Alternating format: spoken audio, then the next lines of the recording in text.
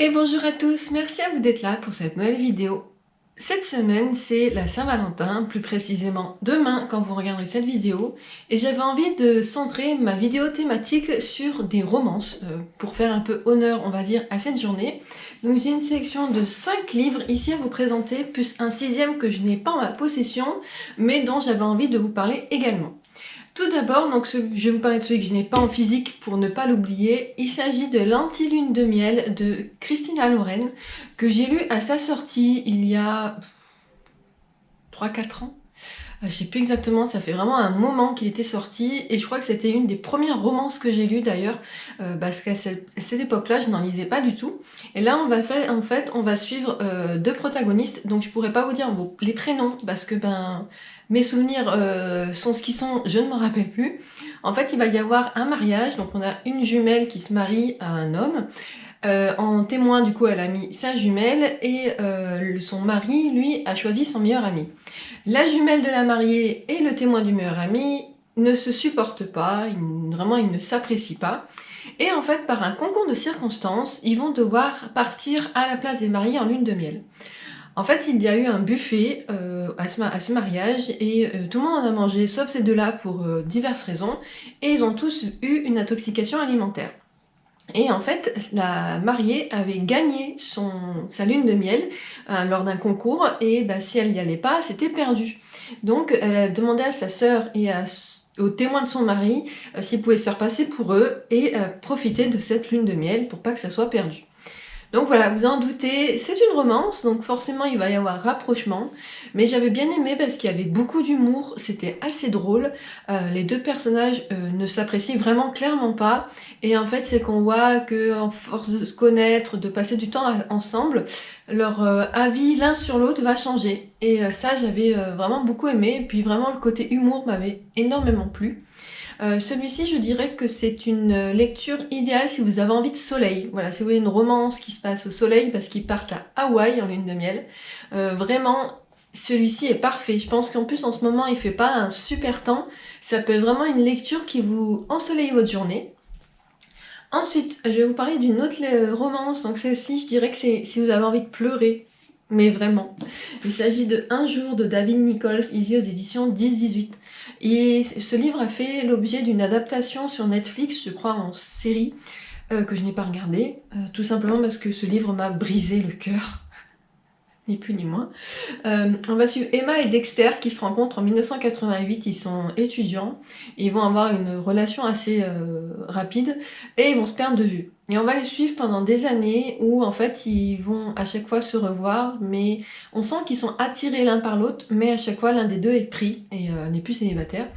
Et ensuite du coup cette histoire d'amour qui est un petit peu pas interdite mais qui est vraiment repoussée à chaque fois. Je trouvais ça vraiment très beau. Après, le livre en lui-même est très beau, vraiment, c'est une belle histoire. Mais je pense que ceux qui l'ont lu ont compris. Mais moi, à la fin, j'étais en train... Pour vous dire, je crois que je me rappelle encore, j'étais en train d'attendre mon conjoint qui était dans un magasin de sport. Moi, j'étais dans la voiture. Je lui ai dit, vas-y, il faut que je termine mon livre. Je t'attends dans la voiture. Mais j'ai pleuré dans la voiture. J'ai pleuré. Horrible. Oh, en plus, je l'ai tellement pas vue, cette fin. Je ne l'ai pas vue arriver.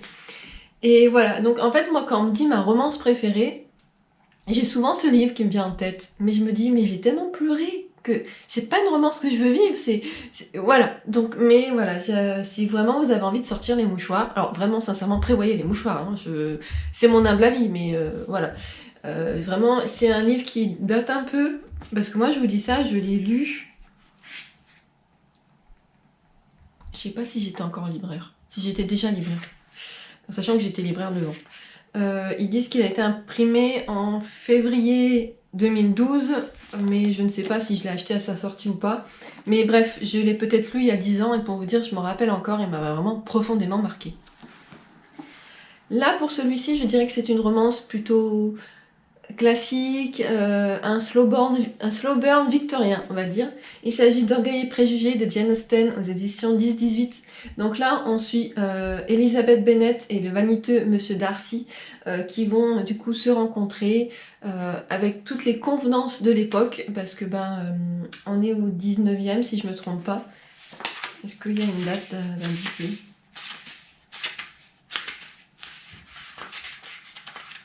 Ouais, bon, pour contexte historique, je me débrouille, hein, j'ai bien compris. Mais il me semble que c'est 19e siècle, avec toutes les convenances qu'il peut y avoir, les mariages arrangés, les mariages de convenance pour rapprocher des familles. Donc on va les suivre tous les deux avec toute l'aristocratie anglaise qui les entoure. Et c'est une lecture vraiment très agréable, très douce. C'est doux, il n'y a pas de précipitation, il n'y a pas d'urgence. C'est bien écrit et on est vraiment dans une ambiance victorienne, donc les gens s'expriment de manière très élevée, un langage vraiment soutenu, et voilà, c'est une lecture qui est vraiment agréable. Je sais que ça a été adapté au cinéma, il me semble, avec Keira Knightley, et j'ai pas son nom, mais celui qui joue dans Bridget Jones, et j'aime bien cet acteur en plus, mais j'ai mangé son nom. Donc voilà, je pense que ça peut être une lecture idéale pour la période. Là, je dirais que c'est une romance hivernale. Il s'agit de Snowy Little Liar de Fanny DL aux éditions Hugo Poche. Donc c'est classé en romance de Noël. C'est pour ça que je dis plutôt hivernale. En fait, on va suivre une jeune femme qui s'appelle Jill, qui depuis longtemps ment à sa famille. Elle ment sur... En fait, elle assume pas sa vie, donc elle ment. Et là, en fait, elle leur a dit qu'elle avait un fiancé, qu'elle avait une super place à New York, je crois, elle est genre cadre, truc comme ça. Et en fait, elle va aller se rendre en train dans sa famille. Et dans le train, elle va être à côté d'un mec avec qui elle va discuter, qui va lui apprendre qu'en fait, son métier, c'est d'être faux fiancé. Et qui va participer à des fêtes de famille pour Noël avec une femme qui le fait passer pour son faux fiancé. Leur échange s'arrête là. Je crois que c'est un petit peu houleux parce qu'elle lui dit « mais vous avez aucune face de faire ça », un peu dans ce genre-là. Et donc Jill arrive chez elle, et là elle voit sa sœur qui leur présente son nouveau fiancé, qui n'est autre que le mec qu'elle a rencontré dans le train. Et tout de suite, elle a compris que c'était pas vrai, que sa sœur leur mentait. Donc tout de suite là après, elle se dit « mince, pourquoi elle nous ment ?» Et aussi, du coup je ne suis pas la seule à mentir sur ma vie. Il y a vraiment une peur du regard des parents qui, de mémoire, sont quand même assez sympas, mais je peux me tromper. Et en fait, petit à petit, eux, ils vont vraiment être attirés l'un par l'autre, et voilà, le poteau rose va exploser, et ainsi de suite. J'en dis pas plus, j'en ai déjà dit beaucoup. En même temps, c'est une romance qui est très courte, qui fait 320 pages. C'est une de mes romances de Noël préférées, et je suis partie très loin avec cette romance, parce qu'il y a que du mensonge, donc c'est que du mensonge, que du quiproquo. Et ça, c'est pas quelque chose que j'aime en temps normal. Moi, les quiproquos dans les films, ça m'exaspère, ça m'énerve, parce que souvent, c'est des situations où les gens se seraient parlé, ça serait pas arrivé. Donc, ce qui fait que c'est vrai que parfois, ça m'agace un peu, ce genre de twist, mais là, vraiment, ça m'a beaucoup plu. La cinquième romance, je dirais, si vous avez envie de lire de la romance dans un univers de fantasy, il s'agit de Ceux qui marchent dans les ombres de Roxane d'Ambre aux éditions Le Livre de Poche. Donc c'est de la bitlite, ce qu'on appelle la bitlite, la romance avec des créatures fantastiques, telles des vampires, des loups-garous. Et là on va suivre Charlotte qui un jour découvre sur le pas de sa porte Elias, qui est un petit garçon tout trempé, il s'est mis à pleuvoir, qui a l'air un peu perdu, livré à lui-même, et elle va le recueillir chez elle pour s'occuper de lui. Et Adam, le grand frère d'Elias, va venir pour le récupérer. Et on va se rendre compte très vite que cette famille est un petit peu particulière, qu'ils ont un petit peu qu'ils ont des pouvoirs, ce qui est très étonnant pour Charlotte parce que elle n'avait jamais connu ça. Et il va y avoir du coup un rapprochement, des histoires de protection, de famille. En fait, ils vont devoir mettre Charlotte sous protection pour d'autres raisons. Voilà, c'est vraiment du fantastique avec de la romance. C'est une trilogie, c'est le premier tome que lui du coup j'avais eu en offert lors d'une opération poche, 2 achetés, 1 offert. Il fait 440 pages, ça se lit très vite, je l'ai bouffé. En fait j'avais pris celui-ci en allant chez le médecin, j'avais pas de livre donc j'avais attrapé celui-ci au travail. Et en fait je l'ai bouffé en 3 jours, j'ai adoré. Et j'ai acheté très vite le 2 et le 3 que j'ai lu et tout autant aimé en fait. Vraiment ça a été une belle découverte et je trouve qu'on les voit pas beaucoup passer sur les réseaux. Après ça s'appelle du coup la saga des Scorpies. C'est assez vieux. Je vais vous dire ça. Janvier 2018. Dépôt légal. Donc voilà, ça date un petit peu on va dire. Alors j'ai essayé de décaler l'espèce de petit rideau que j'ai improvisé. J'espère que ça sera mieux. Mais le soleil tourne vraiment et je vais finir par être complètement dans l'axe. Donc pour la dernière romance, je suis partie sur un thème de romance sportive. Il s'agit de The Deal de Elle Kennedy aux éditions Hugo Poche. Donc c'est une romance avec des hockeyeurs. On va suivre Anna qui est une élève brillante qui a intégré Briard University, me semble, de mémoire. Bref, qui a intégré une université, qui a vécu un événement traumatique dans son passé au lycée et qui du coup sort mais a un peu de mal quand même à sortir pour rencontrer des gens et elle va flasher sur un homme qui est dans sa promo et elle essaie de l'inviter mais c'est compliqué en fait, elle est vraiment très timide, elle sait pas trop comment faire.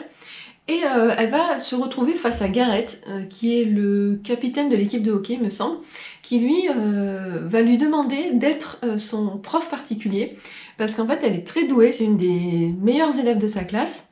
Et lui, pour continuer de jouer de faire du hockey, il faut qu'il ait une bonne moyenne, sauf qu'il y a un de ses derniers contrôles où il n'a pas été bon, il n'a pas fait ce qu'il fallait, et du coup sa moyenne a chuté, et du coup il risque de ne plus jouer. Et il va lui demander, il va vraiment lui demander de manière assez lourde de devenir sa prof, et il va lui proposer un marché, lui dire bah voilà, tu m'aides à avoir telle note à mon prochain devoir, et moi je t'aide à conquérir le mec qui te plaît. Et bah bien sûr, on se doute, hein, ce qui devait être au début une fausse relation devient une vraie relation. Et j'ai vraiment beaucoup aimé, j'ai lu le 2 et le 3, les deux qui suivent derrière, parce que j'aime vraiment bien l'ambiance. Après, même si parfois je trouve qu'il y a peut-être un peu trop de scènes épicées qui sont pas forcément très utiles, mais voilà, j'ai bien aimé. J'ai l'avant-dernier dans ma pile à lire qu'il faut que je lise, je crois qu'il est sur Tucker, et après il me restera The Legacy, et j'ai vu qu'il y avait 2 sagas spin-off de cette série-là, mais on verra. Voilà, pour l'instant j'essaie de finir cette saga et ça sera déjà amplement suffisant.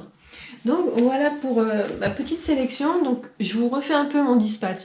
Gentilune de miel de Christina Loren, c'est si vous avez besoin de soleil, parce que c'est la grisaille chez vous, parce qu'il fait froid, qu'il y a de la neige, il est parfait. Celui-ci, si vous avez envie de lire une romance sportive. Celui-ci, si vous voulez lire une romantasy, on va dire une romance dans un univers fantastique, dans une ambiance de beat lit. Voilà, ça fait long, et on peut dire romantasy. Si vous avez envie de lire une romance hivernale ou de Noël, avec un chocolat chaud, ou un thé, ou un café, mais une boisson chaude. Si vous voulez lire une romance classique victorienne, et enfin, si vous voulez pleurer. Voilà pour cette sélection, j'espère qu'elle vous plaira. Est-ce que vous avez déjà lu ces livres que je viens de vous proposer? Si c'est le cas, n'hésitez pas à en parler en commentaire. Et si vous avez des propositions de lecture à faire sur le même thème, n'hésitez pas. J'ai fait des petites catégories, mais si vous voulez en proposer d'autres qui ne rentrent pas dans les catégories, par exemple livres qui font pleurer ou quoi, il n'y a aucun problème. Ils sont tous en poche, c'est aussi pour ça que j'ai décidé de vous en parler, parce que j'aime bien aussi vous proposer des alternatives poche au grand format. Sur ce, comme d'habitude, je vous remercie infiniment d'avoir regardé cette vidéo et je vous dis à très bientôt.